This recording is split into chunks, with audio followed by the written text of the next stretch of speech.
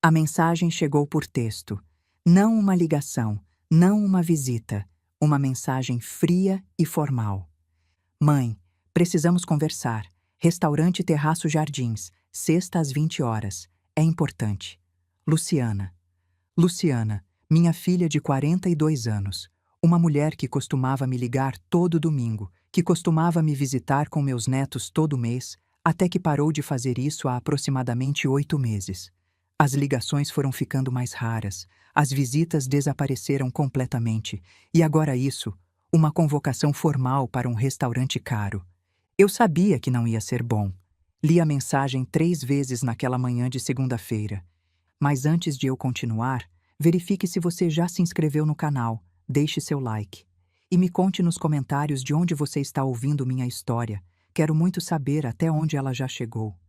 Estava tomando café na varanda do meu apartamento em Moema, olhando a cidade acordar, como faço todos os dias desde que Antônio morreu. Quase 5 anos de café sozinha. Quase 5 anos de silêncio, onde antes havia conversa. Sem bom dia, mãe. Sem como você está. Sem beijo no final.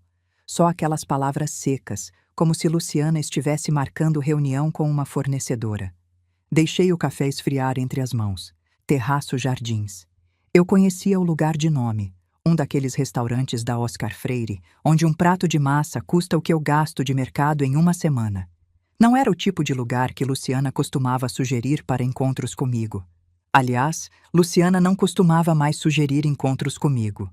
Tentei lembrar a última vez que minha filha tinha ligado de verdade. Não uma mensagem rápida de feliz aniversário ou boas festas. Uma ligação onde se pergunta como o outro está e se espera pela resposta. Fazia meses. O aniversário dela tinha sido em setembro. Eu liguei para dar os parabéns. A conversa durou 3 minutos. Eu sei porque olhei o registro depois, tentando entender por que tinha ficado com aquele gosto amargo na boca. Oi, mãe. Obrigada por ligar. Tô numa correria aqui. Depois a gente se fala, tá? Beijo. Não nos falamos. E agora uma convocação formal para um restaurante caro, junto com Eduardo, meu filho de 39 anos. O menino que eu costumava levar no parque todo sábado, que agora era gerente de banco e mal tinha tempo para uma ligação por mês. Fui até a janela. O sol de outubro entrava forte. Primavera em São Paulo, aquele calor que anuncia o verão chegando. Lá embaixo, a cidade seguia seu ritmo. Carros, pessoas, vida acontecendo. E eu ali, com 65 anos, segurando um celular com uma mensagem que parecia uma sentença. Pensei em Antônio. Se ele estivesse vivo, saberia o que dizer. Saberia como interpretar aquela mensagem, como acalmar o nó que estava se formando no meu peito. Antônio sempre soube lidar com os filhos de um jeito que eu nunca consegui. Ele era o coração da família. Eu era a cabeça. Juntos, funcionávamos. Dá tempo, Carmen. Ele costumava dizer quando eu reclamava do distanciamento dos filhos. Eles vão amadurecer. Mas Antônio não estava mais aqui. Tinha morrido há quase 5 anos, 3 meses depois de descobrir o câncer de pâncreas. E os filhos, pelo visto, não tinham amadurecido. Tinham se afastado. Peguei o telefone e disquei o número que sei de cor. Sônia atendeu no 3º toque. Carmen, tudo bem? Não sei. Preciso te contar uma coisa. Lê de novo, pediu Sônia pelo telefone. Li a mensagem em voz alta. Silêncio do outro lado. Sônia. Estou aqui, só pensando. E? Cheira a armadilha, Carmen. Soltei o ar que nem sabia que estava segurando. Também achei. Restaurante caro, mensagem formal, sem contexto. Isso não é convite para jantar. Isso é emboscada. Mas emboscada para quê? Sônia demorou para responder. Não sei, mas conheço sua filha e conheço seu filho. E sei que faz meses que eles não aparecem, não ligam, não perguntam se você está viva. Sônia. É verdade, Carmen. Você sabe que é. Quando foi a última vez que Eduardo veio te visitar? Pensei. Tentei lembrar. O rosto do meu filho apareceu na memória. Mas a última visita, em janeiro do ano passado, fazia 5 anos que o Antônio tinha partido. 1 ano, Carmen. 1 ano sem ver o filho. E a Luciana? Veio no Natal, mas ficou 20 minutos. Disse que tinha compromisso. Sônia suspirou do outro lado da linha. E agora, do nada, Ela marca um jantar num restaurante chique e diz que precisam conversar. Sobre o quê? Por que não falou pelo telefone? Por que não veio aí na sua casa? Não sei. Pois é, eu também não. Mas seja lá o que for, não vai ser bom. Olhei pela janela de novo. Uma nuvem passou, bloqueando o sol por um momento. Eu preciso ir, Sônia. Eu sei que precisa. Só estou dizendo para ir preparada. Preparada como? Preparada para ouvir coisas que você não quer ouvir. E preparada para não deixar que te destruam. Fiquei em silêncio. Carmen, estou aqui. O que você está pensando? Pensei no envelope que estava na gaveta do escritório. O envelope branco, com o testamento que eu tinha preparado com o Dr. Gustavo há 6 meses. O testamento alternativo, como eu chamava. O plano B, para o caso de decepção profunda. Na época, eu esperava nunca precisar usar. Estou pensando que talvez você tenha razão, respondi. Talvez eu precise me preparar. Os dias seguintes passaram devagar. Tentei manter a rotina. Café da manhã na varanda, palavras cruzadas, caminhada no parque, almoço leve, leitura à tarde. Mas a mensagem de Luciana ficava martelando na minha cabeça, como uma música irritante que não vai embora. Na quarta-feira, fui até o escritório. A gaveta do lado esquerdo da escrivaninha, aquela que Antônio costumava usar para guardar documentos importantes. O envelope estava lá. Peguei, senti o peso do papel. Abri, reli o conteúdo. As palavras do Dr. Gustavo ecoaram na memória. Dona Carmen, a senhora tem certeza? Isso é definitivo. Eu sei, Gustavo, mas preciso ter essa opção. Espero nunca usar. Coloquei o envelope na bolsa que usaria na sexta-feira. Na quinta à noite, não consegui dormir direito. Fiquei olhando para o teto, pensando nos filhos, no marido, na vida que tinha construído e que agora parecia desmoronar em câmera lenta. Lembrei do dia em que vendemos a empresa.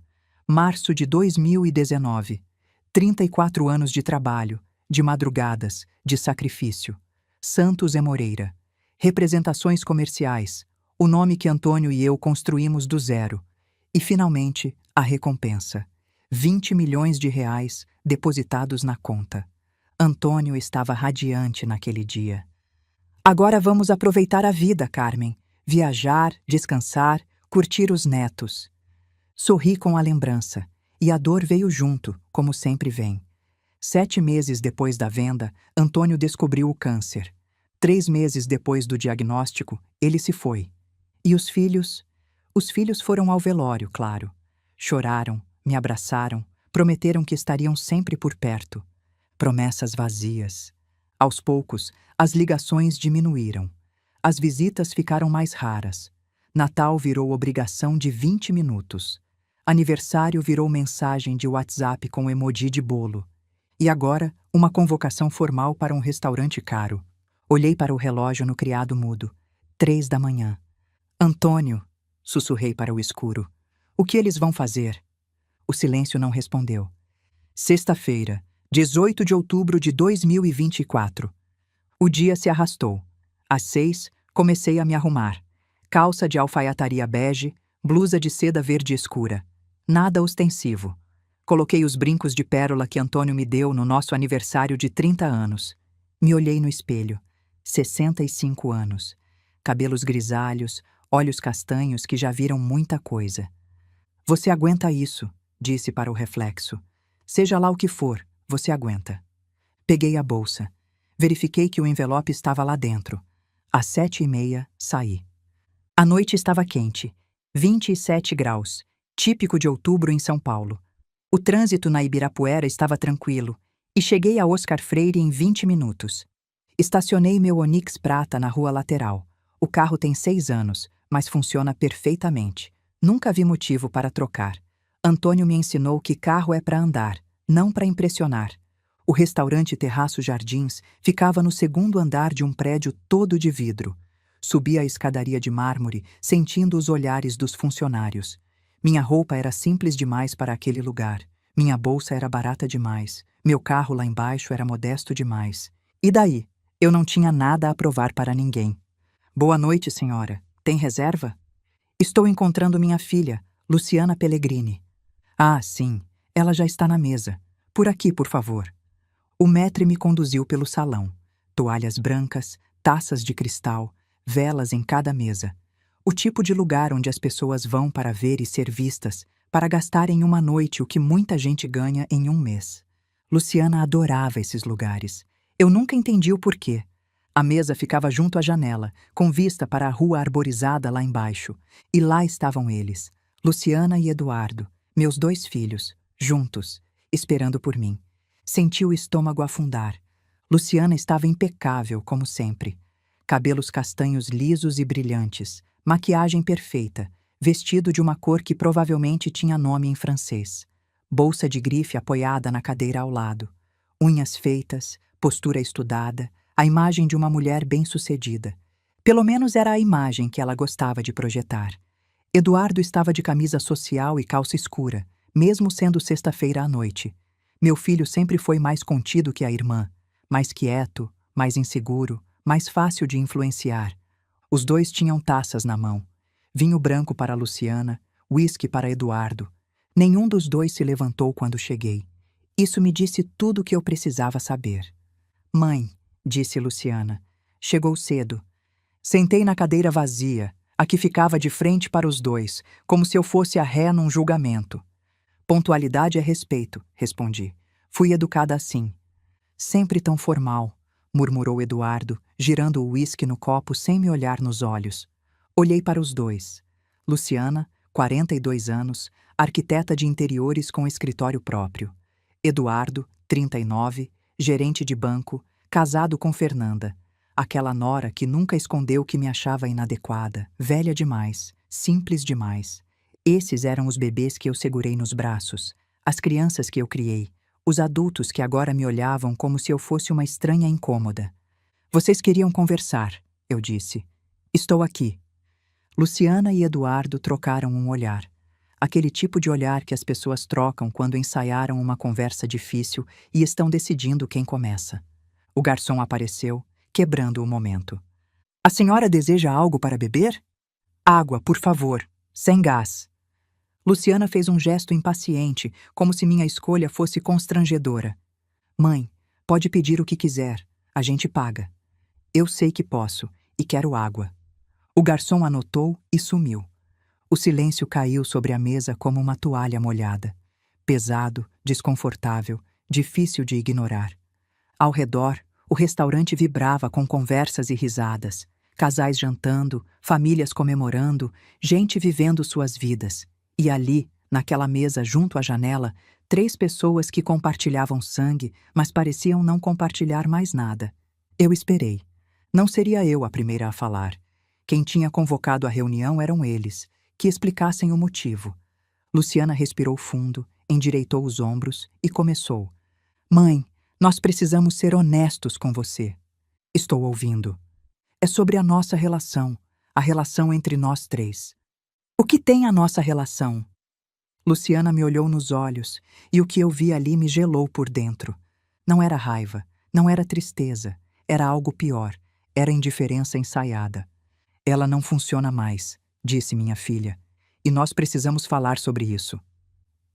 Luciana parecia ter esperado a vida inteira para dizer o que veio a seguir. Mãe, eu vou falar e peço que você escute até o final, sem interromper. Pode fazer isso? Assenti com a cabeça. Minha filha endireitou a postura, como se estivesse prestes a fazer uma apresentação para clientes importantes. Ensaiado. Tudo aquilo era ensaiado. Eu e Eduardo conversamos muito nas últimas semanas, sobre nós, sobre nossa infância, sobre a família, e chegamos a algumas conclusões que precisamos compartilhar com você. Fez uma pausa, dramática, calculada. A verdade é que você nunca foi uma mãe de verdade para nós. As palavras me atingiram como um tapa, mas eu não me movi. 65 anos de vida me ensinaram a não demonstrar dor na frente de quem quer me machucar. Você estava sempre trabalhando, continuou Luciana, a voz firme e fria. Sempre em reunião, sempre com a cabeça na empresa. O papai era quem nos criava de verdade. Quem ia nas reuniões de escola, quem ajudava com o dever de casa, quem estava lá quando a gente precisava. O papai era presente, concordou Eduardo, finalmente encontrando coragem para falar. Você era uma sombra. Aparecia às vezes para cobrar nota, cobrar comportamento, cobrar, cobrar, cobrar. Mas estar ali de verdade? Nunca. Você nunca estava satisfeita com nada que a gente fazia, disse Luciana. Eu tirava 9, você perguntava por que não foi 10. Eu ganhava campeonato de natação, você perguntava se eu tinha estudado para a prova. Nada era suficiente. Eu ouvia. Cada palavra era uma agulha entrando devagar na pele. Não o bastante para gritar, mas o suficiente para sangrar por dentro. E quando a gente cresceu, Luciana continuou, ficou pior. Você perdeu minha formatura. Eu estava lá, disse, sem conseguir me conter. Chegou atrasada. A voz dela subiu. Perdeu meu discurso. Eu era oradora da turma, mãe. Oradora. E quando eu olhei para a plateia, a cadeira da minha mãe estava vazia. O trânsito. Sempre tem uma desculpa. Luciana me cortou. Sempre. Trânsito, reunião, cliente, emergência. Nunca é sua culpa. Nunca é sua escolha. Mas o resultado é sempre o mesmo. Você não estava lá. Eduardo se inclinou para a frente, como se finalmente tivesse tomado coragem. No meu casamento, mãe, você quase perdeu meu casamento. Eu estava lá, Eduardo. Chegou quando a Fernanda já estava entrando na igreja. Eu olhei para trás e a cadeira da minha mãe estava vazia. Você sabe o que eu senti? Não respondi. Vergonha, disse meu filho. Senti vergonha. Minha sogra percebeu. Ela olhou para a cadeira vazia e depois olhou para mim com pena. Pena, mãe. No dia do meu casamento. O garçom trouxe minha água. Colocou na mesa em silêncio e desapareceu. Ninguém agradeceu. Luciana retomou o controle da conversa. Ela sempre foi assim. Precisava estar no comando. O que estamos tentando dizer, mãe, é que você nunca priorizou a família. A empresa sempre veio primeiro. O dinheiro sempre veio primeiro. E nós ficamos com as sobras. O papai compensava, disse Eduardo, a voz mais baixa agora. O papai estava sempre lá, mas o papai se foi. E sem ele, Luciana completou, não faz mais sentido continuar fingindo. Senti uma mudança no ar. Uma tensão diferente. Algo estava vindo. O golpe final. Fingindo o quê? Perguntei, mantendo a voz controlada. Luciana e Eduardo trocaram mais um olhar. Aquele olhar ensaiado. Que somos uma família, disse minha filha. Que temos uma relação que funciona. Que existe amor entre nós. Silêncio. A verdade, mãe, Luciana prosseguiu, é que eu não sinto mais amor por você. Eu tentei. Durante anos eu tentei. Mas não dá mais. Ela fez uma pausa, como se quisesse que as palavras afundassem bem fundo. Eu olho para você e vejo uma estranha. Uma mulher que compartilha meu DNA, mas que eu não conheço de verdade. E que não me conhece. Eu sinto a mesma coisa, disse Eduardo, quase sussurrando. Desculpa, mãe, mas é verdade. Peguei o copo de água. Bebi um gole. Coloquei de volta na mesa. Minhas mãos não tremeram. Por fora, eu era pedra. Por dentro, estava sangrando. E o que vocês propõem? Perguntei. Uma separação, disse Luciana, sem hesitar. Limpa, honesta, sem drama. Separação. É. A gente para de fingir que somos uma família. Para com esses encontros de Natal, onde todo mundo conta os minutos para ir embora. Para de ligar por obrigação, visitar por culpa, manter essa farsa. Cada um segue sua vida, completou Eduardo. Sem ressentimento, sem cobrança. Só paz. Olhei para os dois. 42 anos de Luciana. 39 de Eduardo. Uma vida inteira criando, alimentando, educando, sacrificando para dar a eles tudo que eu não tive. E era assim que terminava. Num restaurante caro, com toalhas brancas e taças de cristal, meus filhos me descartando como se eu fosse um móvel velho que não combina mais com a decoração. E meus netos? Perguntei. A pergunta pareceu pegar Luciana de surpresa. O que têm os netos? Lucas e Beatriz. Não vou mais ver meus netos? Luciana desviou o olhar por um momento. O primeiro sinal de desconforto desde que começou o discurso ensaiado. Seria melhor assim, disse ela, para evitar confusão. Confusão.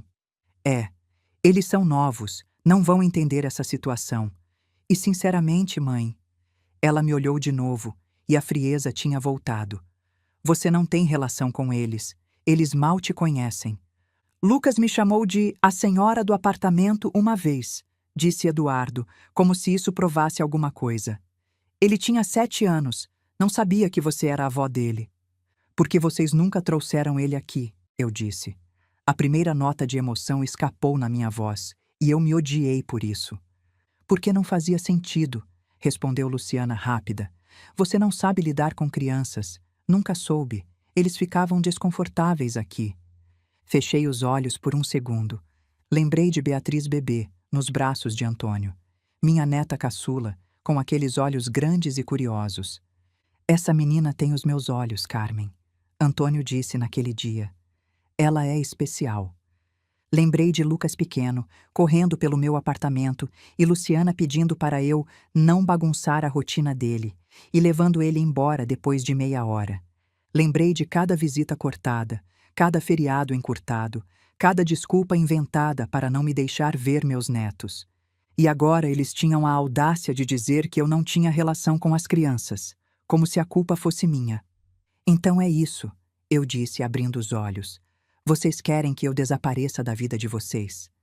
Não é desaparecer, disse Luciana. É aceitar a realidade. E qual é a realidade, Luciana? Que não somos uma família de verdade. Somos pessoas que compartilham sangue e história, mas não amor. E tudo bem. Não precisa ser um drama. Podemos só seguir em frente, cada um no seu caminho. Separação limpa, repeti. Sem culpa, sem obrigação. Exatamente. Olhei para a janela. A noite de São Paulo brilhava lá fora, indiferente ao que acontecia aqui dentro. Carros passando, pessoas andando, a cidade vivendo sua vida enquanto a minha desmoronava. Pensei em Antônio. O que você faria, meu amor? O que você diria para eles? Mas Antônio não estava mais aqui. E se estivesse, talvez as coisas fossem diferentes. Talvez os filhos não tivessem chegado a esse ponto. Ou talvez tivessem. Talvez o problema nunca tivesse sido minha ausência. Talvez fosse algo dentro de Luciana e Eduardo que nem todo o amor do mundo conseguiria consertar. O garçom apareceu de novo. Gostariam de ver o cardápio? Luciana assentiu, toda a eficiência. Sim, por favor. Ele distribuiu os menus. Luciana já foi abrindo o dela, os olhos varrendo as opções sem pestanejar nos preços. Eduardo folheava o cardápio sem realmente ver, claramente desconfortável com tudo aquilo. Interessante. Eduardo não queria estar ali. Luciana o tinha convencido, arrastado, manipulado, como sempre fez desde que eram crianças. O salmão daqui é excelente, disse Luciana. Mãe, você deveria experimentar. Vou querer só uma sopa. Não estou com fome.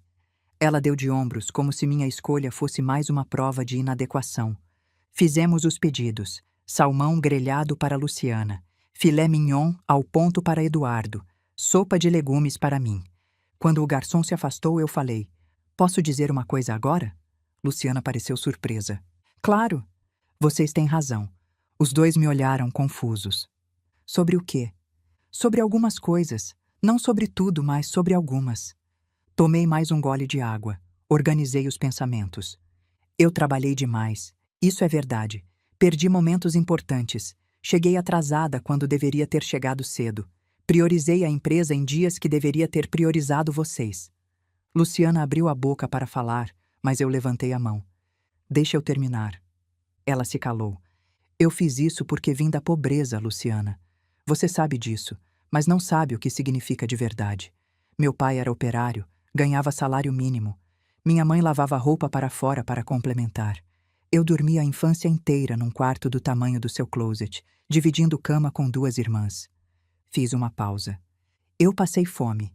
Fome de verdade, não fome de pulei o almoço. Fome de não ter o que comer. E quando eu e seu pai começamos a empresa, eu prometi para mim mesma que meus filhos nunca iam passar pelo que eu passei. Mãe, a gente não está falando de dinheiro. Deixe eu terminar. Luciana fechou a boca de novo. Eu trabalhei para dar a vocês a vida que eu não tive. Escola particular desde o maternal. Faculdade paga. As 2. Apartamento de presente quando casaram. Ajuda sempre que precisaram, sem pedir nada em troca. Menos presença, disse Eduardo, quase sussurrando. Menos presença, concordei.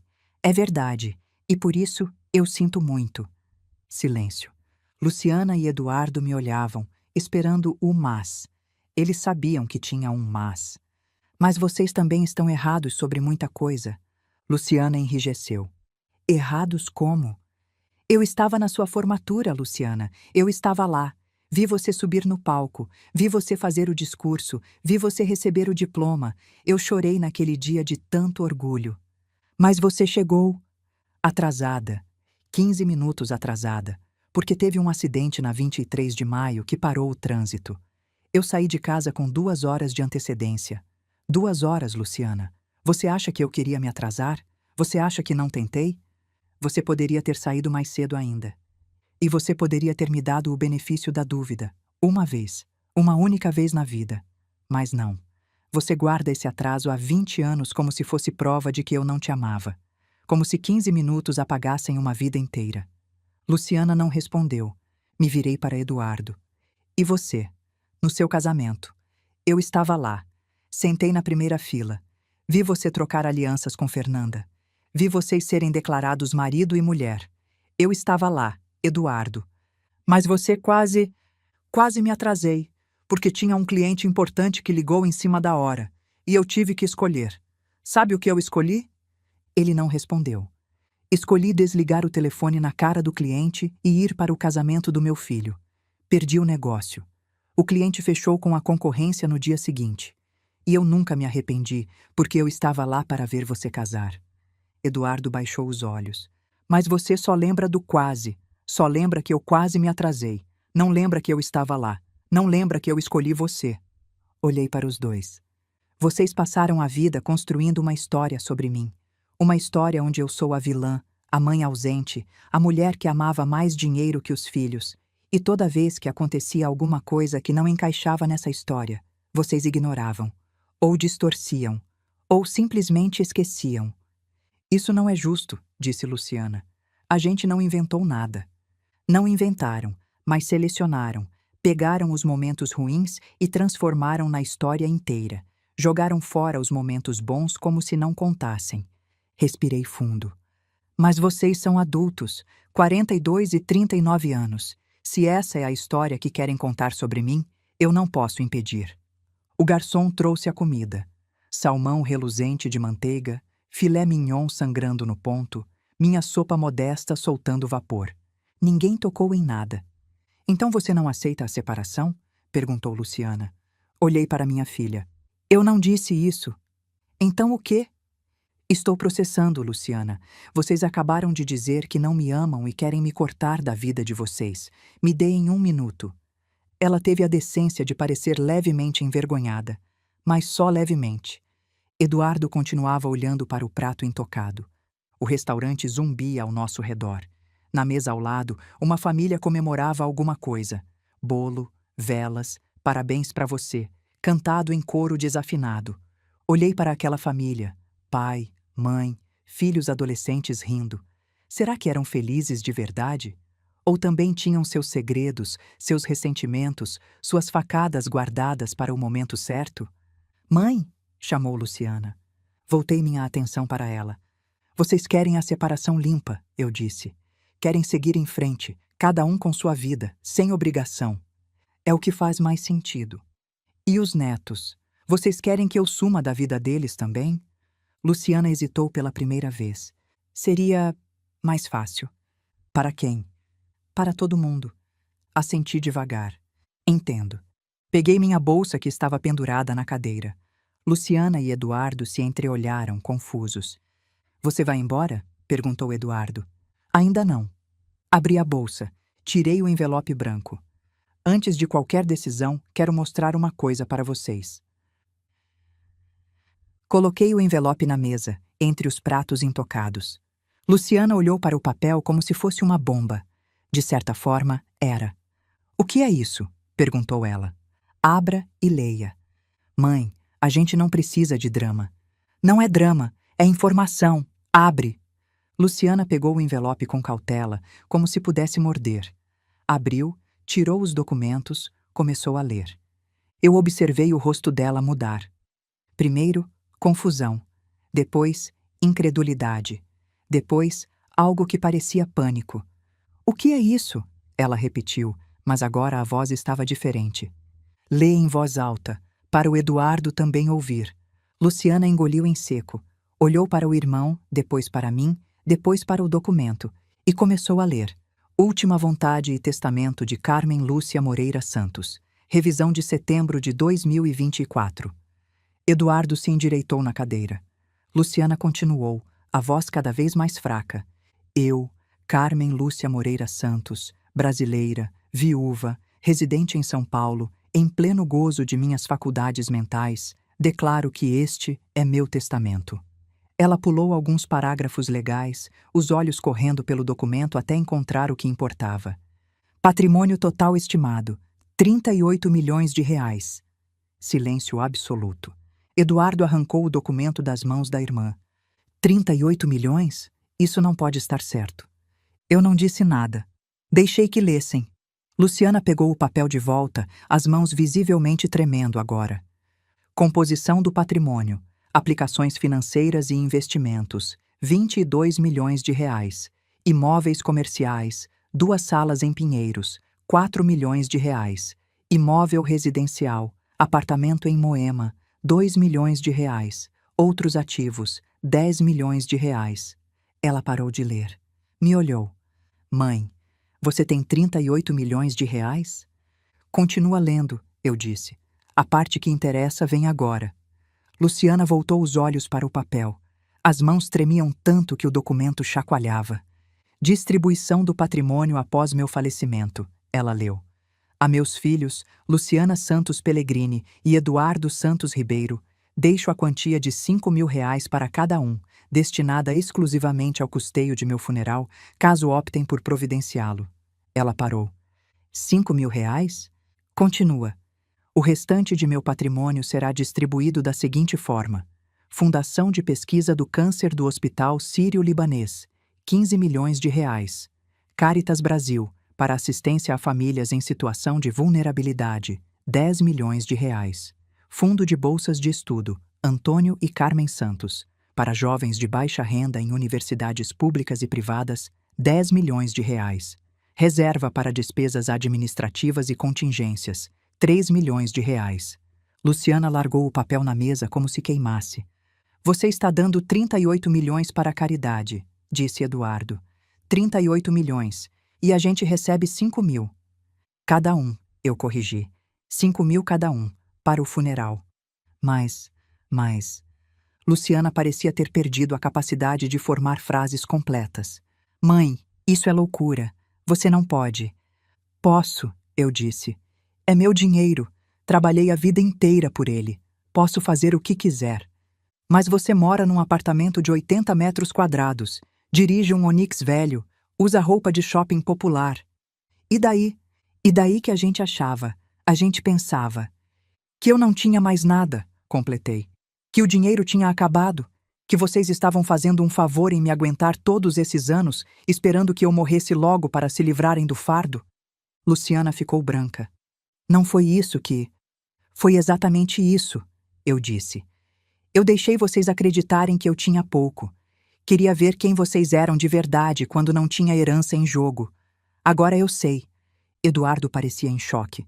Mas mãe, 38 milhões. "Vendemos a empresa por 20 milhões em 2019, expliquei. "Seu pai e eu investimos bem. Imóveis, fundos, decisões certas na hora certa. Em quase 5 anos, o dinheiro quase dobrou." "E você nunca contou pra gente", disse Luciana, e havia algo na voz dela agora. Algo que parecia raiva. "Não, porque eu queria ver quem vocês eram sem a influência do dinheiro, sem a expectativa de herança. Só quem vocês eram como pessoas, como filhos." Pausa. "Agora eu sei." Luciana se inclinou para a frente, os olhos brilhando. "Mãe, espera. A gente pode conversar sobre isso." "Estamos conversando." "Não assim. A gente pode repensar o que dissemos. Não era isso que queríamos." "Ah, não?" eu interrompi. Vocês acabaram de me dizer que não me amam, que querem uma separação limpa, que meus netos seriam melhor sem mim. Isso foi há 5 minutos, Luciana. 5 minutos. A gente estava emocionada, guardando ressentimentos antigos, mas isso não significa que vocês queriam ser deserdados. Silêncio. É isso, não é? Eu disse. Vocês queriam cortar os laços emocionais, mas manter os laços financeiros. Queriam a liberdade de não ser família, mas o benefício de herdar como família. Luciana abriu a boca, mas nenhum som saiu. Eduardo encontrou a voz. Mãe, a gente errou. A gente falou coisas que não devia. Mas você é nossa mãe. Não pode simplesmente. Não posso o quê? Respeitar a vontade de vocês? Que vontade? A separação limpa, cada um seguindo seu caminho. Foi isso que vocês pediram. Mas não assim. Não com tudo isso em jogo. Eu olhei para meu filho, meu menino, o bebê que eu embalei tantas noites, que eu ensinei a andar de bicicleta, que eu vi se formar, casar, ter filho. E agora ele estava ali, suando frio, porque tinha descoberto que desprezar a mãe tinha um preço. Eduardo, eu disse com uma calma que me surpreendeu. Há 30 segundos, você concordava que seria melhor não termos mais contato. O que mudou? Ele não respondeu. O que mudou foi o número na conta bancária. Enquanto vocês achavam que eu era uma velha pobre morando de aluguel... Seu apartamento não é alugado? Interrompeu Luciana. Não, é meu, quitado há 15 anos, assim como as 2 salas comerciais em Pinheiros que rendem aluguel todo mês. Luciana parecia prestes a desmaiar. Enquanto vocês achavam que não tinha nada para herdar, continuei. Era fácil me descartar. Fácil dizer que não me amam, que sou uma estranha, que os netos seriam melhor sem mim. Mas agora que descobriram que tem 38 milhões... Não é sobre o dinheiro, disse Luciana, mas a voz dela não convencia nem ela mesma. É só sobre o dinheiro, eu disse. E vocês acabaram de provar isso. O garçom apareceu, olhou para os pratos intocados, percebeu a tensão e desapareceu sem dizer nada. Pelo menos alguém ali tinha sensibilidade. Luciana tentou uma nova abordagem. Mãe, esse testamento... Quando você fez isso? A primeira versão foi em abril. Revisei em setembro. Setembro? Isso foi há 1 mês. Foi quando eu percebi que vocês tinham parado completamente de me procurar. 8 meses sem uma visita. Ligações cada vez mais curtas e mais frias. Eu comecei a entender. Entender o quê? Que vocês estavam só esperando. Esperando eu morrer, esperando herdar, esperando se livrar do incômodo de ter uma mãe viva que precisava de atenção. Isso não é verdade. Então me diz, Luciana, por que você parou de me visitar? Silêncio. Por que você cortou minhas ligações para 2 minutos? Por que você inventava desculpas toda vez que eu sugeria um almoço de domingo? Por que você me mandou uma mensagem de texto para marcar esse jantar em vez de ligar? Luciana não respondeu. Porque era mais fácil, eu disse.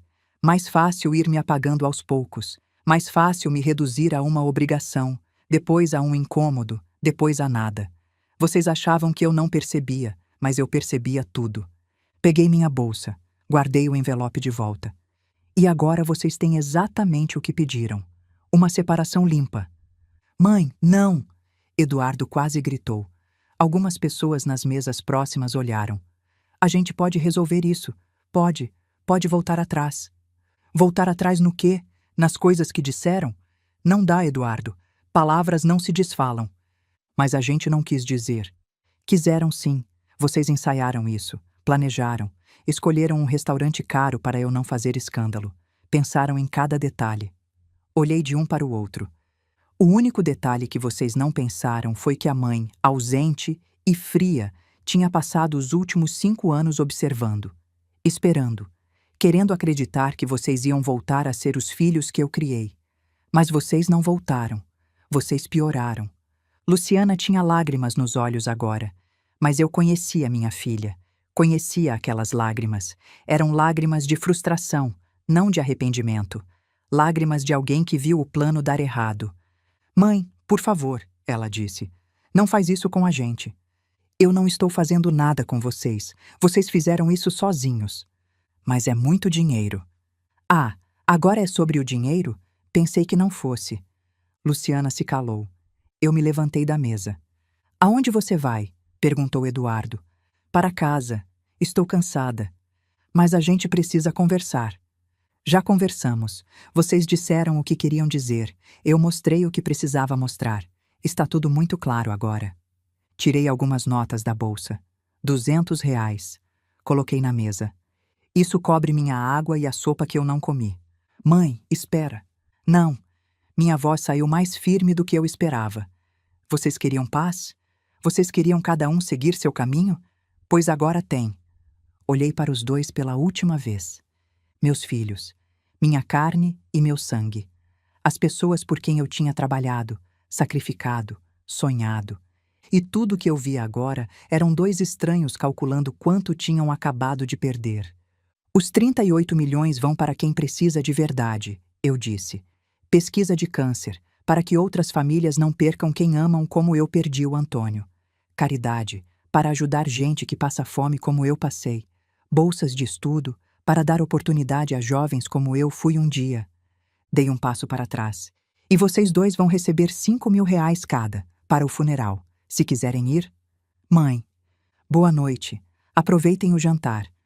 Virei as costas e andei em direção à saída. Atrás de mim, ouvi Luciana chamar meu nome. Uma vez, 2 vezes. Eu não olhei para trás. Desci a escadaria de mármore. Saí para a noite quente de São Paulo. O ar estava pesado, úmido, anunciando chuva de verão. Entrei no meu Onix, tranquei as portas, e só então, sozinha no escuro do carro, eu deixei as lágrimas virem. Antes de continuar minha história, se inscreve no canal e ativa o sininho. Isso aqui está só começando. Cheguei em casa às 10 da noite. O apartamento estava escuro, silencioso, exatamente como eu tinha deixado. Tranquei a porta, larguei a bolsa no sofá, fui até a janela. A cidade brilhava lá embaixo, indiferente ao que tinha acontecido. Pensei em ligar para a Sônia, mas era tarde. Ela se preocuparia. Ligaria para cá correndo. Amanhã. Contaria tudo amanhã. Fui para o quarto, tirei a roupa, coloquei a camisola. Deitei na cama. A cama que dividi com Antônio por 40 anos e que agora era grande demais para mim sozinha. Você viu isso? Sussurrei para o escuro. Você viu o que seus filhos fizeram? O silêncio não respondeu. Mas de alguma forma eu sentia que Antônio sabia. Onde quer que ele estivesse, ele sabia.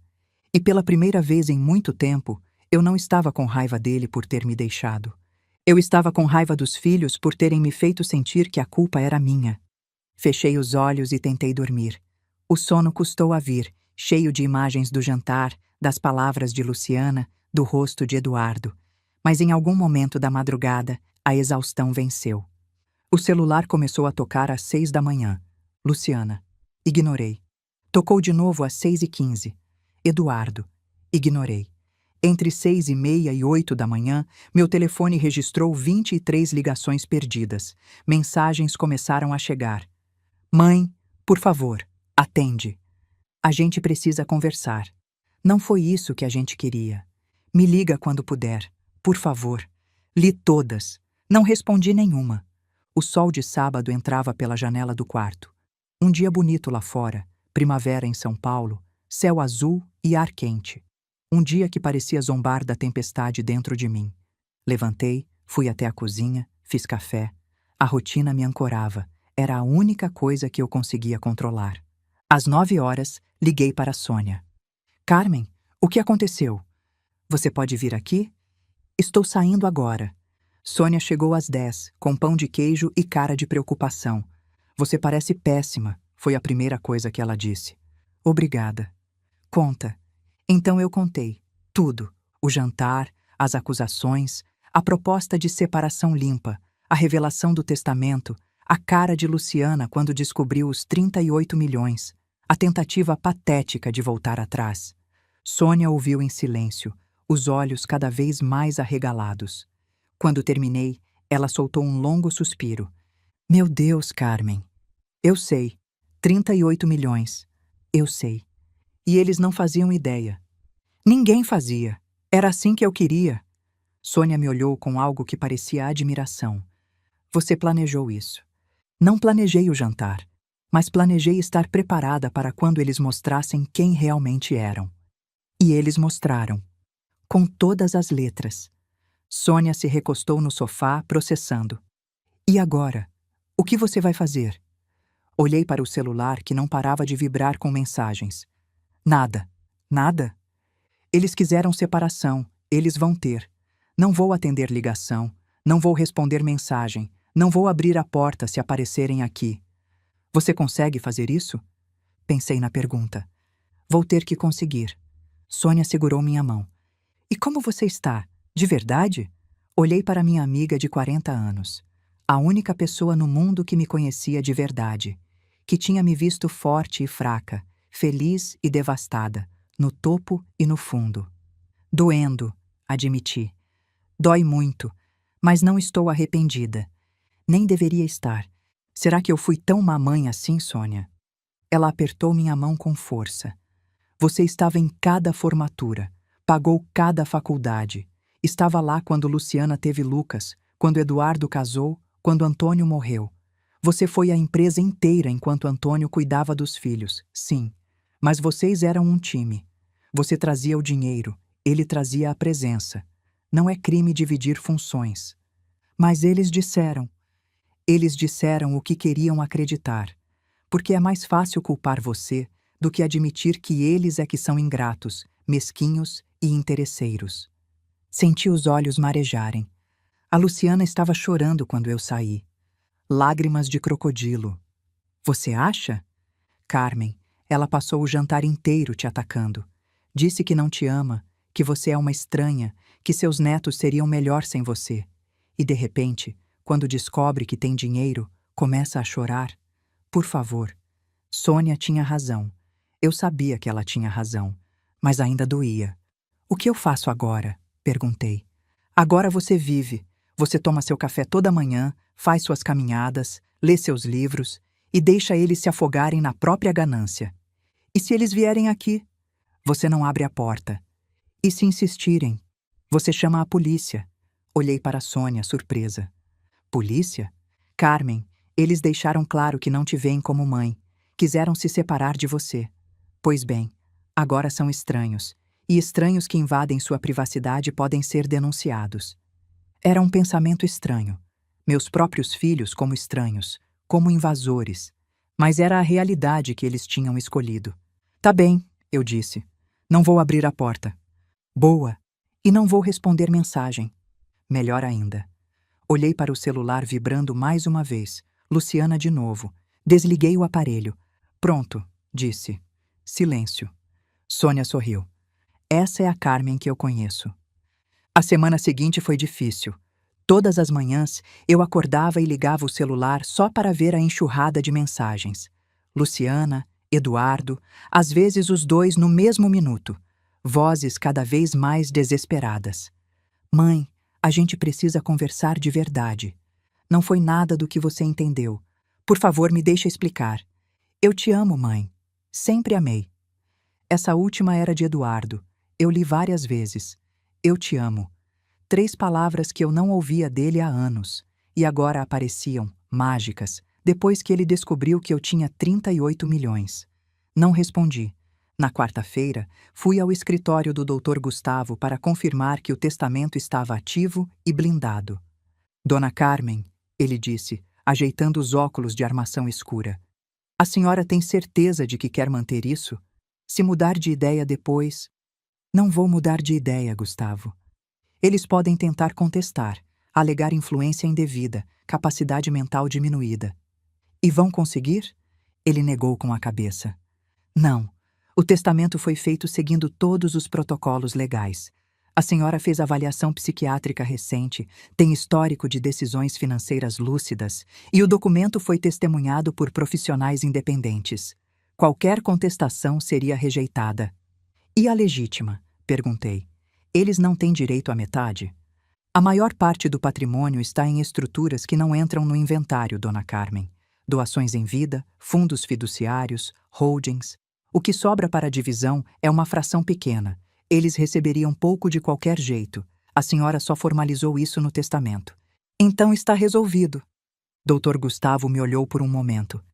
Se me permite dizer, Dona Carmen, eu conheci o Antônio por 25 anos e conheço a senhora ao mesmo tempo. Vocês eram um casal admirável. O que seus filhos fizeram? Ele parou, escolhendo as palavras. O Antônio ficaria muito triste, mas também muito orgulhoso da senhora. Senti um aperto no peito. Obrigada, Gustavo. Saí do escritório com a certeza de que tinha tomado a decisão certa, mas a certeza não apagava a dor, só a tornava mais suportável. No fim de semana, Luciana apareceu no meu prédio. O porteiro ligou no interfone. Dona Carmen, sua filha está aqui. Quer que eu deixe subir? Olhei pela janela. Lá embaixo, o carro de Luciana, aquele SUV preto financiado, estava estacionado na calçada. Não, diz que não estou. Como assim, Dona Carmen? Diz que não estou, seu Jorge, e que não recebo visitas não anunciadas. Silêncio do outro lado. Tudo bem, dona. Fiquei na janela, observando. Alguns minutos depois, vi Luciana sair do prédio, o rosto vermelho de frustração. Ela olhou para cima, talvez procurando minha janela, e depois entrou no carro e foi embora. Meu coração estava acelerado, mas eu não abri a porta, não atendi, não cedi. Pequenas vitórias. Os dias foram passando. Outubro virou novembro. O calor aumentou, anunciando o verão que chegava. São Paulo entrava naquela época sufocante, de 32 graus e umidade que gruda na pele. As mensagens foram ficando mais raras. Uma por dia, depois uma a cada 2 dias, depois uma por semana. Os filhos estavam perdendo a esperança, ou planejando uma nova estratégia. Eu mantinha minha rotina: café, caminhada, leitura, almoço com Sônia 2 vezes por semana. A vida seguia, apesar de tudo. Mas havia momentos difíceis. Uma tarde, achei uma foto antiga numa gaveta. Luciana e Eduardo pequenos, no colo de Antônio, todos sorrindo para a câmera. Natal de 1990, talvez. Eu lembrava daquele dia. Tinha preparado peru, rabanada, tudo que as crianças gostavam. Olhei para a foto por um longo tempo. Onde foi que erramos? Pensei. Em que momento esses bebês se transformaram em pessoas capazes de fazer o que fizeram? Não tinha resposta. Talvez nunca tivesse. Guardei a foto de volta na gaveta. Terça-feira, 5 de novembro de 2024. O interfone tocou às 2 da tarde. Seu Jorge, o porteiro, com voz hesitante. Dona Carmen, tem um senhor aqui. Diz que é seu genro, Marcos Pellegrini? Marcos, o marido de Luciana, o homem que eu mal via nas reuniões de família, sempre no canto, sempre com aquele ar de quem se acha superior. Pensei em recusar, mas algo me dizia que valia a pena ouvir o que ele tinha a dizer, conhecer a estratégia do inimigo. Deixa subir, seu Jorge. 3 minutos depois, a campainha tocou. Abri a porta. Marcos estava ali, de camisa social azul clara e calça de sarja, como se tivesse acabado de sair de uma reunião de negócios. Os cabelos grisalhos nas têmporas, o relógio caro no pulso, presente de algum cliente antigo, provavelmente, porque eu sabia que ele não tinha dinheiro para comprar um desses. Dona Carmen, ele disse com um sorriso que não chegava aos olhos. Obrigado por me receber. Entre, Marcos, mas seja breve. Não tenho a tarde inteira. Ele entrou, olhando ao redor do apartamento como se estivesse avaliando o lugar. Pequeno, modesto, móveis de qualidade, mas sem ostentação. Nada que indicasse 38 milhões de reais. Posso sentar? Perguntou. Pode. Ele sentou no sofá. Eu fiquei de pé, encostada na janela. Não ofereci café, não ofereci água. Ele não era bem-vindo, e eu queria que ele soubesse.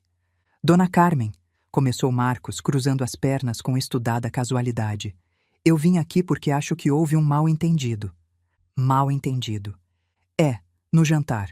Luciana me contou tudo o que aconteceu e, bem, eu acho que as coisas saíram do controle. Saíram do controle. Ele pareceu incomodado com minha repetição seca. Luciana estava emocionada. Ela guardava coisas há anos, sabe como é. E quando finalmente colocou para fora, saiu de um jeito inadequado. Inadequado é uma palavra interessante para o que aconteceu.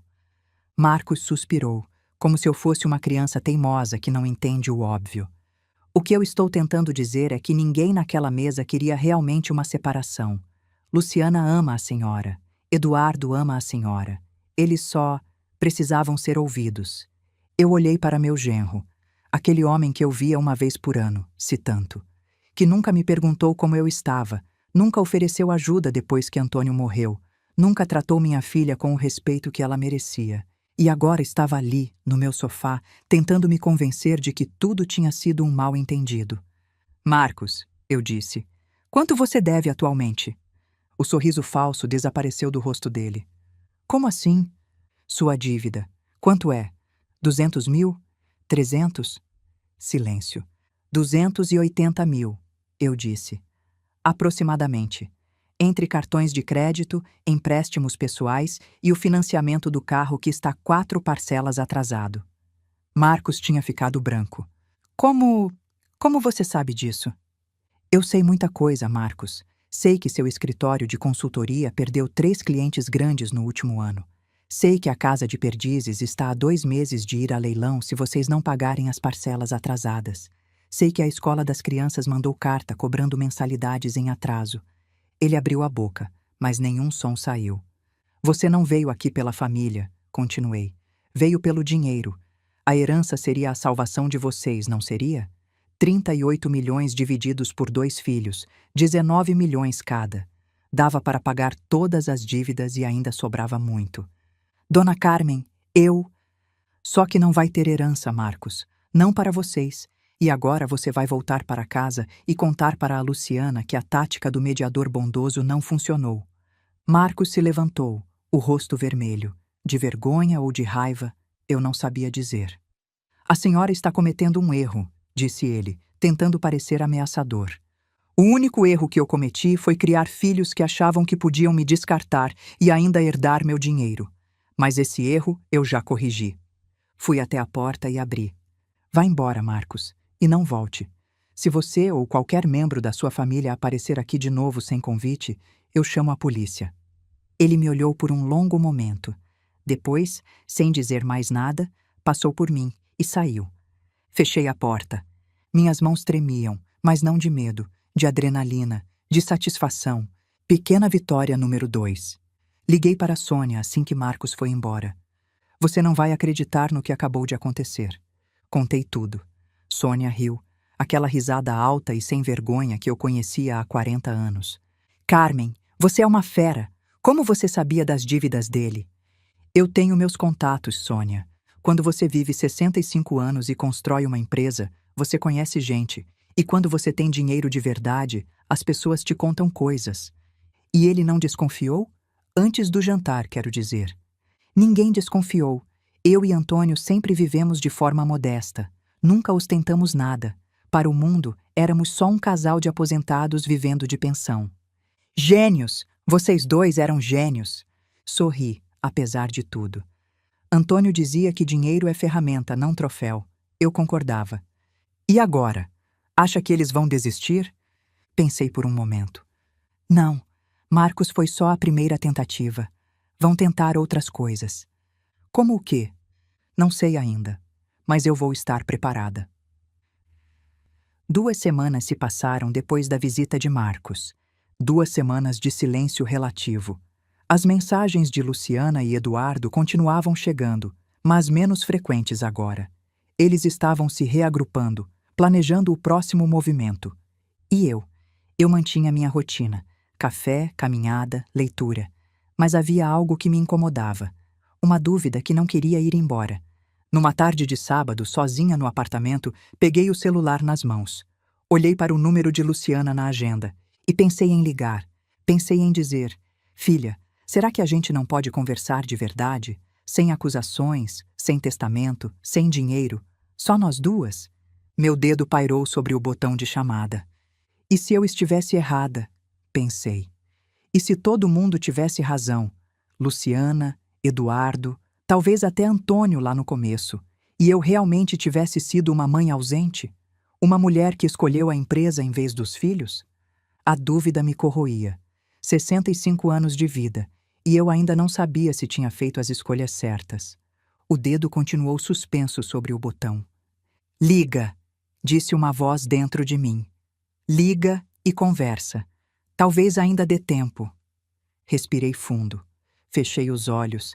E então o celular vibrou. Uma mensagem de WhatsApp. Luciana para Marcos, enviada por engano para o grupo da família que ainda existia no meu telefone.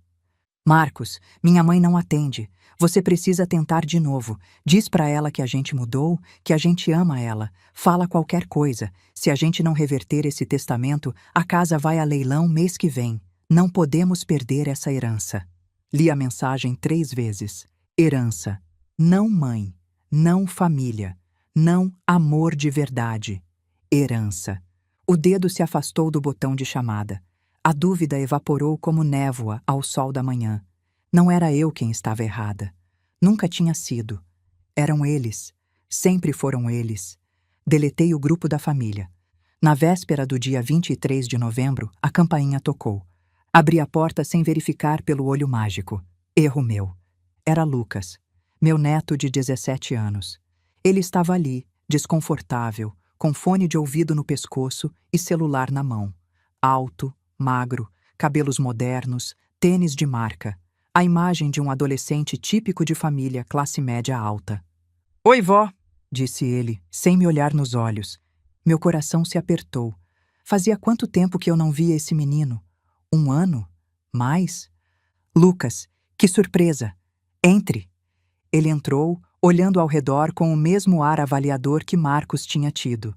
Só que no caso de Lucas, era desinteresse, não cálculo. Quer água? Suco? Não, obrigado.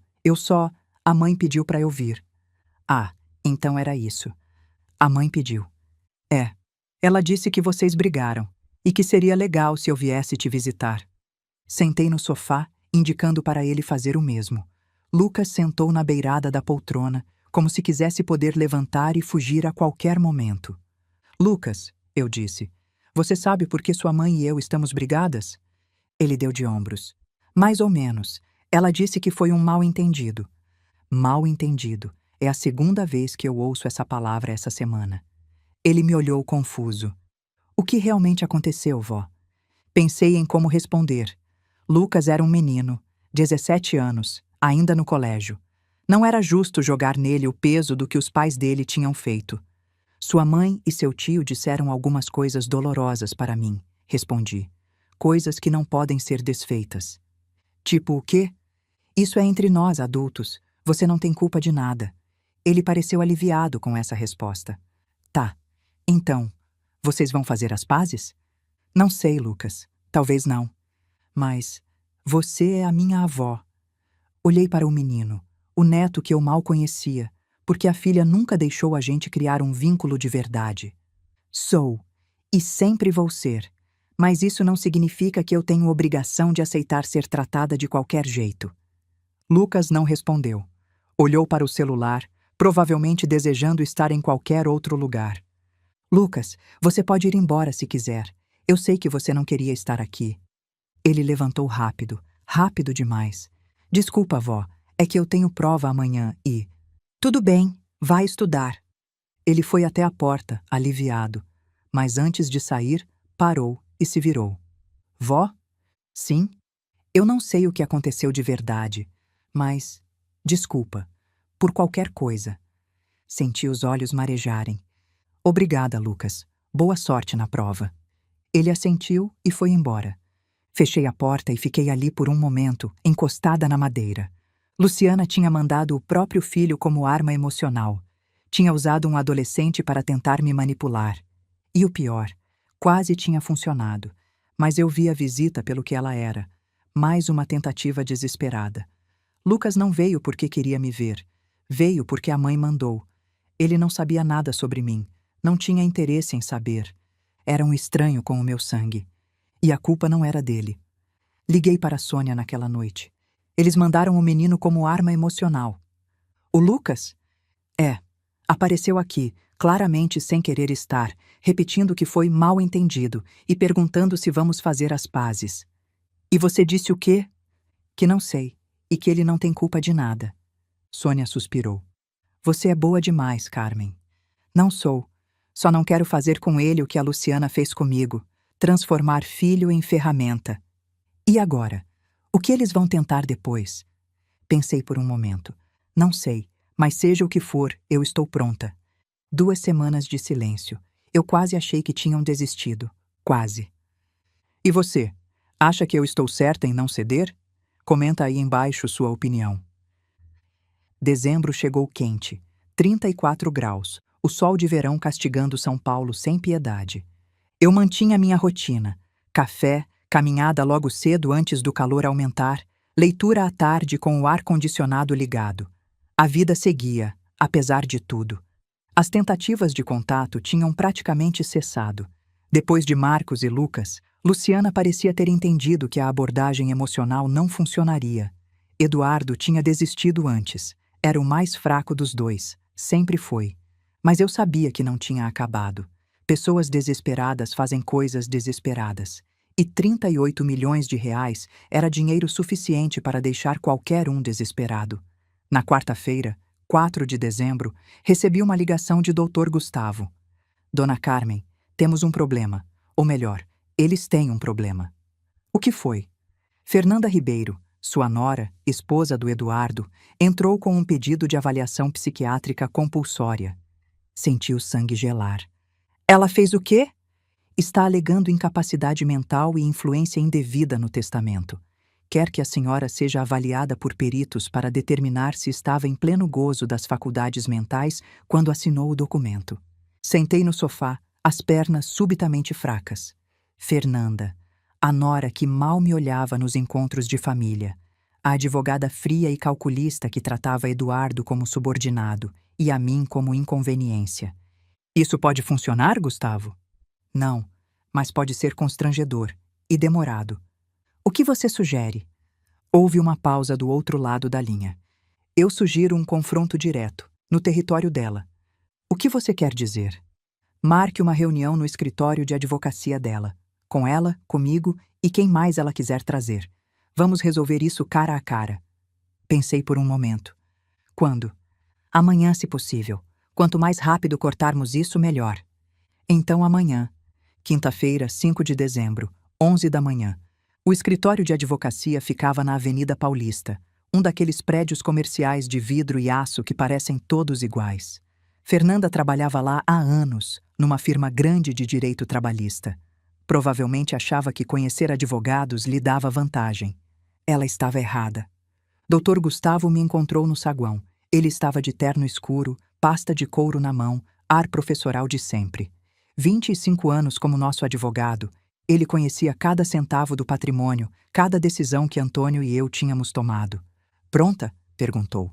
Pronta! Subimos de elevador até o 12º andar. Uma recepcionista nos conduziu até uma sala de reuniões com vista para a cidade. Fernanda já estava lá. Ela estava de pé junto à janela, cabelos pretos presos num coque apertado, terno feminino sem graça, expressão permanentemente crítica. Ao lado dela, um homem de uns 50 anos, provavelmente um colega especialista em direito sucessório. Dona Carmen, disse Fernanda sem estender a mão. Obrigada por vir. Eu não vim por você, respondi. Vim para encerrar essa palhaçada. O homem ao lado dela pareceu surpreso com minha franqueza. Fernanda não demonstrou nada. Aquela mulher tinha gelo nas veias. Sentamos em lados opostos da mesa. Eu e Dr. Gustavo de um lado, Fernanda e seu colega do outro. Vamos aos fatos, disse Fernanda, abrindo uma pasta. Minha cliente, neste caso, a família Santos Ribeiro, questiona a validade do testamento assinado pela senhora em abril e revisado em setembro deste ano. Sua cliente? Eu interrompi. Você quer dizer seu marido, meu filho Eduardo. Fernanda nem piscou. Os fundamentos da contestação são 3. Primeiro, idosa vivendo sozinha há quase 5 anos, sem acompanhamento familiar regular. Segundo, possível declínio cognitivo associado à idade avançada e ao luto prolongado. Terceiro, testamento feito sob pressão emocional, num momento de vulnerabilidade. Olhei para Dr. Gustavo. Ele assentiu levemente. Era a deixa dele. Posso responder? Disse ele, abrindo sua própria pasta. Por favor, disse Fernanda, com um sorriso que não tinha nada de amigável. Dr. Gustavo tirou os documentos e foi jogando na mesa, um por um. Laudo psiquiátrico de agosto. Capacidade mental plena. Próximo. Fernanda olhou para o papel. Histórico financeiro de 5 anos. Decisões consistentes, rentáveis, lúcidas. Próximo. O colega dela começou a suar. Testamento registrado em cartório. 2 testemunhas independentes. Todos os protocolos legais. Dr. Gustavo fechou a pasta com um estalo. Resumindo, a senhora vai perder, vai pagar caro e ainda pode responder por litigância de má-fé. Silêncio na sala. Fernanda olhou para o colega. O colega olhou para ela com uma expressão que dizia claramente: "Você me meteu numa furada." Além disso, continuou o Dr. Gustavo, qualquer contestação judicial exigirá que a situação financeira dos demandantes seja exposta em juízo, incluindo dívidas, financiamentos atrasados e eventuais problemas fiscais. Fernanda ficou branca. Era a minha vez. "Fernanda", eu disse, inclinando-me para a frente, "eu vou ser bem direta com você. Eu sei que você nunca gostou de mim. Eu sei que você vê essa herança como salvação para as dívidas que você e Eduardo escondem de todo mundo. Dona Carmen, deixe eu terminar. Você pode processar. Você tem esse direito. Mas vai perder. Vai pagar muito dinheiro. E todo o seu mundo vai virar de cabeça para baixo quando suas finanças se tornarem públicas." Olhei nos olhos dela, incluindo o que você esconde do Eduardo. Fernanda arregalou os olhos por uma fração de segundo. Recuperou a compostura rápido, mas eu vi. Dr. Gustavo viu. O colega dela viu. "Eu não sei do que a senhora está falando", disse ela. "Sabe sim, e eu também sei. A diferença é que eu não preciso usar essa informação, a menos que você me obrigue." Silêncio absoluto. O colega de Fernanda se levantou. "Com licença", disse ele. "Preciso fazer uma ligação." Saiu da sala quase correndo. Fernanda ficou sozinha. A armadura fria tinha rachaduras agora. "Dona Carmen", ela começou, mas a voz não estava mais tão firme. "Talvez a gente possa reconsiderar nossa abordagem." "Talvez você possa. Eu já tomei minha decisão e ela não vai mudar." Me levantei.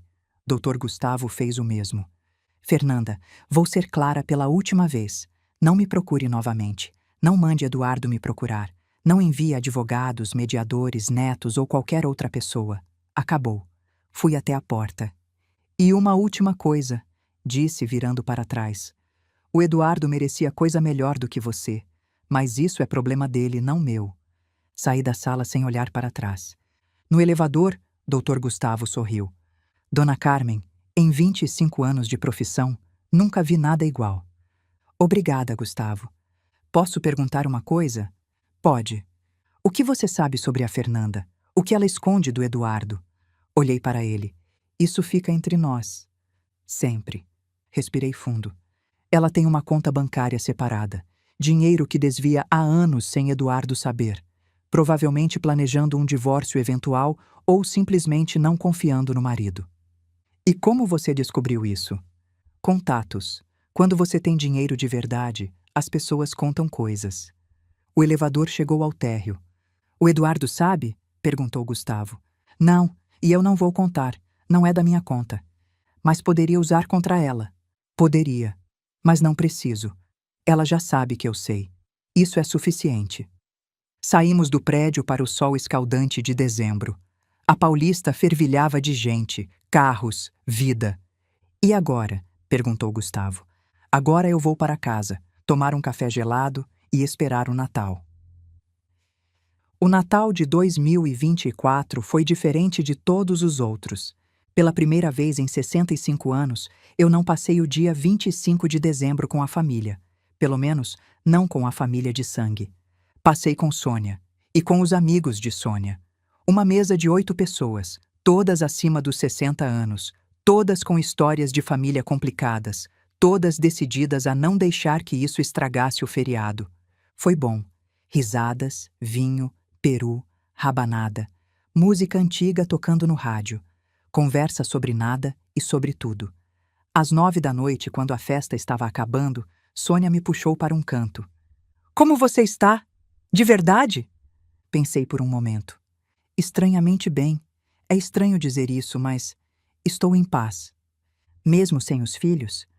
Justamente por estar sem os filhos, sem a obrigação de fingir, sem as perguntas falsas sobre como estou, sem contar os minutos para ir embora. Sônia sorriu. Você encontrou sua família. Encontrei. Demorou 65 anos, mas encontrei. 3 dias depois, no sábado 28 de dezembro, a campainha tocou. Eram 2 da tarde. Calor intenso, 33 graus. O sol de verão castigando a cidade. Fui até a porta, olhei pelo olho mágico. Tinha aprendido a lição desde Lucas. E quase não acreditei no que vi. Beatriz. Minha neta de 13 anos. Sozinha. Ela estava suada, os cabelos castanhos cacheados grudando no rosto, óculos escorregando no nariz. Usava uma camiseta simples e shorts jeans. Parecia ter andado muito. Abri a porta. Beatriz, o que você está fazendo aqui? Ela me olhou com aqueles olhos grandes, os olhos de Antônio, ele sempre dizia. Oi, vó. Sua mãe sabe que você está aqui? Ela negou com a cabeça. Não, eu fugi. Vim de metrô.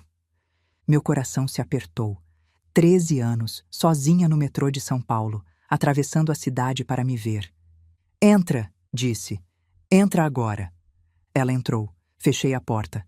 Quer água? Você está vermelha. Quero, por favor. Fui até a cozinha. Peguei uma garrafa de água gelada. Voltei para a sala. Beatriz tinha sentado no sofá, as pernas balançando sem tocar o chão. Bebe, disse, entregando a garrafa. Ela bebeu metade de uma vez. Depois suspirou, como se estivesse aliviada por finalmente estar ali. Vó, eu não sei o que está acontecendo. O que você quer dizer? Na minha casa, com a minha mãe, com todo mundo. Ninguém me conta nada, mas eu sei que tem alguma coisa errada, e sei que tem a ver com você. Sentei ao lado dela no sofá. O que você ouviu? Conversas. Minha mãe e meu pai discutindo à noite. Minha mãe chorando no telefone. Tio Eduardo e tia Fernanda vindo aqui toda hora, falando baixo. E toda vez que eu entro na sala, eles param de falar. Ela me olhou. A mãe diz que você não quer mais ver a gente, que você ficou brava e não quer mais ser nossa avó. Senti os olhos marejarem. Beatriz, isso não é verdade. Eu sabia, por isso vim aqui, porque eu não acreditei nela. Segurei a mão da minha neta, pequena, quente, viva. O que realmente aconteceu, vó? Pensei em como responder. Beatriz tinha 13 anos. Era nova, mas não era boba. E merecia saber pelo menos parte da verdade. Sua mãe e seu tio disseram coisas muito dolorosas para mim, eu disse. Disseram que não me queriam mais na vida deles, que eu era uma estranha, que vocês, você e Lucas, seriam melhores sem mim. Beatriz arregalou os olhos. Eles disseram isso? Disseram, no dia 18 de outubro, num jantar. Mas por quê? Eu não sei, meu amor. Talvez eles acreditem nisso de verdade. Talvez estivessem com raiva por outros motivos. Eu só sei que as palavras foram ditas, e não podem ser desfeitas. Beatriz ficou em silêncio por um momento. Depois, eu não concordo com eles. O quê? Eu não acho que a gente seria melhor sem você. Eu gosto de você, vó. Sempre gostei. Senti uma lágrima escorrer pelo meu rosto. Pela primeira vez em meses, era uma lágrima de alegria. Eu também gosto de você, Beatriz. Muito. Eu lembro do vovô, ela disse. Eu sei que era pequena quando ele morreu, mas eu lembro dele, do cheiro dele. Era de terra molhada e café, e de como ele ria, e de como ele me chamava de especialzinha. A dor e a alegria se misturaram no meu peito. Ele adorava você, eu disse. Dizia que você tinha os olhos dele. Eu sei. Ele me disse isso uma vez, quando eu tinha 7 anos. Ficamos em silêncio por um momento. Beatriz segurava minha mão com força, como se tivesse medo de me perder de novo. Vó, posso te perguntar uma coisa? Pode. Tem uma coisa sobre dinheiro, né? Eu ouvi eles falando, sobre herança, sobre testamento. É por causa disso que eles estão bravos? Olhei para minha neta. 13 anos, mas tão perspicaz, tão atenta. Sim, admiti. Tem a ver com dinheiro também. Mas eu não ligo para dinheiro, disse Beatriz. Eu só queria te ver, só isso. E aí eu não consegui mais segurar. As lágrimas vieram, muitas, quentes, libertadoras. Beatriz se aproximou e me abraçou. Um abraço pequeno, mas cheio de amor verdadeiro. Não chora, vó. Tá tudo bem. São lágrimas boas, meu amor. São lágrimas boas. Ficamos assim por um tempo, abraçadas no sofá, sem dizer nada, sem precisar dizer nada. Passamos a tarde juntas. Peguei o álbum de fotos, aquele que eu guardava na estante do quarto, cheio de memórias. Mostrei para Beatriz. Antônio jovem, nosso casamento, os filhos pequenos, a empresa crescendo, os netos nascendo. Esse é o vovô na praia, disse ela, apontando para uma foto. Em Ubatuba. Você lembra disso? Lembro. Eu tinha 5 anos. Ele me ensinou a fazer castelo de areia. Ele era bom nisso. Fazia castelos enormes, com torres e fossos. Beatriz riu. Uma risada genuína, alegre. Vó, por que a mãe é tão diferente de você? A pergunta me pegou de surpresa. O que você quer dizer? Você é calma, gentil. A mãe é sempre nervosa, sempre preocupada com o que os outros pensam. Por quê? Pensei por um momento. Eu não sei, Beatriz. Às vezes as pessoas se tornam diferentes do que esperamos. Às vezes a vida muda as pessoas de jeitos que não entendemos. Mas você é a mãe dela, você criou ela. Criei. Mas criar alguém não significa controlar quem essa pessoa vai se tornar. Cada um faz suas escolhas, e às vezes as escolhas são decepcionantes. Beatriz assentiu, pensativa. Eu não quero ser como ela, disse baixinho. Quando eu crescer, eu quero ser como você. Segurei o rosto dela entre as mãos. Você vai ser você mesma, meu amor. Só isso, e vai ser maravilhosa. Às 5 da tarde, percebi que precisava mandar ela de volta.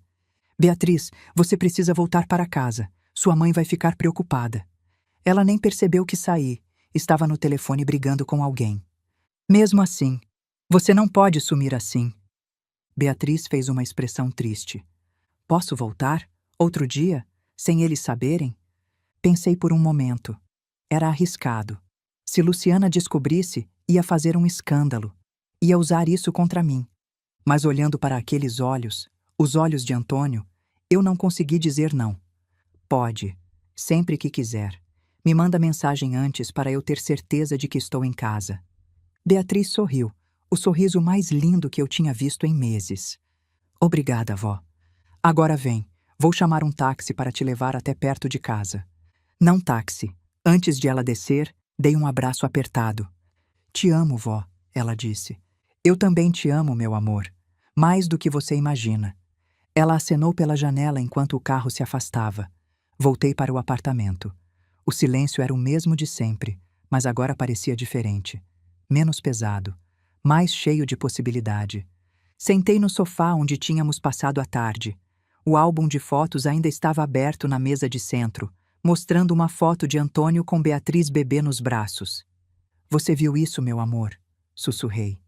Ela veio, por conta própria, porque me ama de verdade. O silêncio não respondeu, mas eu senti, de alguma forma, que Antônio estava sorrindo. Se você também chorou com a minha Beatriz, deixa o like. Essa menina merece tudo. Segunda-feira, 6 de janeiro de 2025. O ano novo tinha chegado sem fanfarra. Passei a virada com Sônia, numa festa pequena no apartamento dela, brindando à meia-noite com champanhe barato e promessas de um ano melhor. Agora, primeira segunda-feira do ano, eu estava no escritório do Dr. Gustavo. Dona Carmen, a que devo a honra? Quero fazer uma alteração no testamento. Ele ergueu as sobrancelhas. Mudou de ideia sobre os filhos? Não, quero adicionar uma cláusula, para a Beatriz.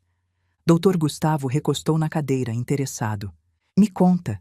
Expliquei sobre a visita surpresa, sobre a tarde que passamos juntas, sobre os olhos de Antônio, sobre as lágrimas, sobre o amor verdadeiro de uma menina de 13 anos que atravessou a cidade de metrô só para ver a avó. Quando terminei, Dr. Gustavo estava sorrindo. O que você tem em mente? Um fundo educacional, 2 milhões de reais, exclusivo para Beatriz, acessível quando ela fizer 18 anos. Os pais terão acesso? Nenhum, zero. O dinheiro vai direto para ela, sem passar por Luciana ou Marcos. Se tentarem acessar antes, perdem o direito. Dr. Gustavo assentiu, anotando. Podemos fazer isso. Vou precisar de algumas semanas para redigir e registrar. Sem pressa. Só quero ter certeza de que está feito. E a Beatriz sabe? Não. E não vai saber até eu morrer. Ou até fazer 18 anos, o que vier primeiro. Por que não contar para ela? Pensei por um momento. Porque eu quero que ela continue me visitando por amor, não por interesse. Se ela souber do dinheiro, vai sempre ter essa dúvida na cabeça. Será que a avó está fazendo isso por mim ou pelo dinheiro? Eu não quero isso para ela. Doutor Gustavo me olhou com respeito. Dona Carmen, o Antônio tinha razão sobre a senhora. Razão sobre o quê? Ele me disse uma vez há muitos anos: Gustavo, minha mulher parece dura por fora, mas por dentro é puro coração. Eu nunca esqueci. Senti os olhos marejarem. De novo. Estava chorando demais ultimamente. Obrigada, Gustavo. Vou redigir a cláusula essa semana. Passo aqui para a senhora assinar. Perfeito. Quinta-feira, 9 de janeiro. Almocei com Beatriz pela primeira vez desde o Natal. Ela tinha mandado mensagem no dia anterior. Vó, posso ir aí amanhã? A mãe vai estar fora o dia todo. Respondi. Pode sim, vem às 11 horas. Vou fazer macarrão. Ela chegou pontualmente, sorridente, com os cabelos cacheados soltos e uma mochila nas costas. Trouxe meu caderno de desenho, disse. Quero te mostrar umas coisas. Passamos a tarde assim, macarrão alho e óleo, suco de laranja, e horas olhando os desenhos de Beatriz. Ela tinha talento, desenhava animais com detalhes incríveis, cada pelo, cada pena no lugar certo. Eu quero ser veterinária, disse ela, quando crescer. Seu avô adorava animais. Você puxou ele. Ela sorriu. Sério? Sério.